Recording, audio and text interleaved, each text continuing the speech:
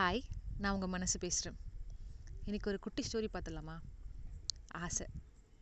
ஆசைனா என்னங்க? ஒரு பொருள் ரொம்ப பிடிச்சிருக்கு, அது வேணும்னு நினைக்கிறதுக்கு பேர் ஆசை இல்லையா? ஆசைப்படாத மனுஷங்க இந்த உலகத்தில் யாராவது இருக்காங்களா? இல்லவே இல்லைங்க. எல்லாருக்கும் ஆசைப்பட உரிமை இருக்குது.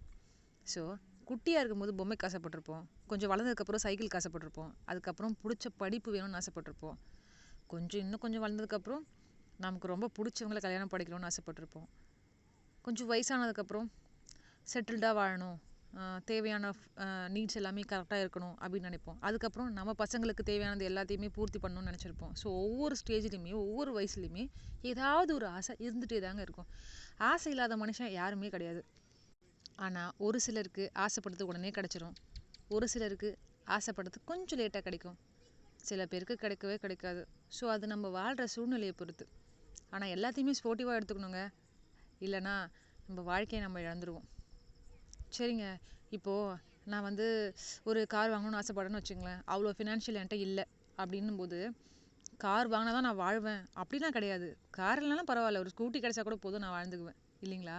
ஸோ அடுத்த செகண்ட் அந்த ஆசைப்படுற விஷயத்தை நோக்கி நம்ம ஓட ஆரம்பித்து முயற்சி பண்ணலாம். ஸோ முடியல அப்படின்ற பட்சம் நம்ம அடுத்தடுத்த ஸ்டெப்ஸ் போயிட்டே இருக்கணுமே தவிர அதுக்குள்ளேயே மூழ்கி நம்ம வாழ்க்கையை தொலைச்சிடக்கூடாது.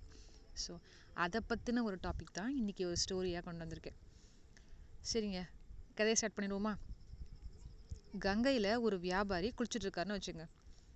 அப்போது ஒரு அழகான கைத்தடி ஸ்டிக்குங்க, வாக்கிங் ஸ்டிக் சொல்லுவாங்களே, அது மிதந்துட்டு வருது. அதை அவர் என்ன பண்ணுறாருனா எடுத்துக்கிட்டு கரையை நீந்தி வந்துட்டார். திடீர்னு ஒரு நீர் சுழல் வருதுங்க. வந்தவுடனே தப்பிக்க ரொம்ப ட்ரை பண்ணி கஷ்டப்பட்டு போராடி அவரும் நீந்தி உயிர் பொழைச்சிட்றாரு. பட் என்னாச்சுன்னா அந்த கைப்பிடி போயிடுச்சுங்க. கரைக்கு ஐயோ நம்ம அந்த ஸ்டிக்கை மிஸ் பண்ணிட்டோமேன்னு சொல்லி ரொம்ப ஃபீல் பண்ணி அழறாரு. அப்போ அங்கே ஒரு துறவி வராரு, மீன்ஸ் சாமியார். அவர்கிட்ட போய்ட்டு, ஐயா நான் இங்கே குளிக்க வந்தேன், என் கைத்தடி நழுவி போயிடுச்சு, என்னோடதுங்க, அது ரொம்ப அழகாக இருக்குங்க, பார்த்தீங்களான்னு சொல்லி அந்த துறவிக்கிட்ட கேட்குறாரு. உடனே அந்த துறவி சொல்கிறாரு, எப்பா உன்னை பார்த்தா எனக்கு சிரிப்பு தான் வருது. ஒரு கைத்தடி கங்கையில் மிதந்துட்டு வந்துச்சு, இப்போ அது மிதந்துட்டே போயிடுச்சு. இப்படி இருக்கும்போது அது எப்படி உனக்கு சொந்தம்னு நீ ஃபீல் பண்ணுற அப்படின்னு சொல்லி கேட்டார். ஒரு 2 நிமிஷம் உன் கையில் அந்த கைத்தடி இருந்ததுக்காக அது எப்போவுமே உன்னோடதுன்னு நீ எப்படி முடிவு பண்ணலாம் அப்படின்னு சொல்லி சொன்னாராம். அதாவது வாழ்க்கையில் எதுவுமே நிச்சயம் இல்லை. பிறக்கும் போதும் யாரும் எதையும் கொண்டுட்டு வரல, இறக்கும் போதும் எதையும் கொண்டுட்டு போகிறதில்ல.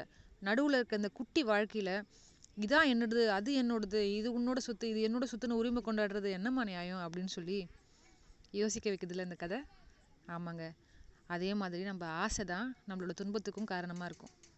ஆசைப்படுங்க, பட் ஆசையே தான் இதான் நடந்தே தீரணும் அப்படின்ட்டு ரொம்ப கட்டாயப்படுத்தாதீங்க. நடக்க வேண்டிய ஸ்டேஜில் கண்டிப்பாக நடக்கும். All the best. ஹாய்,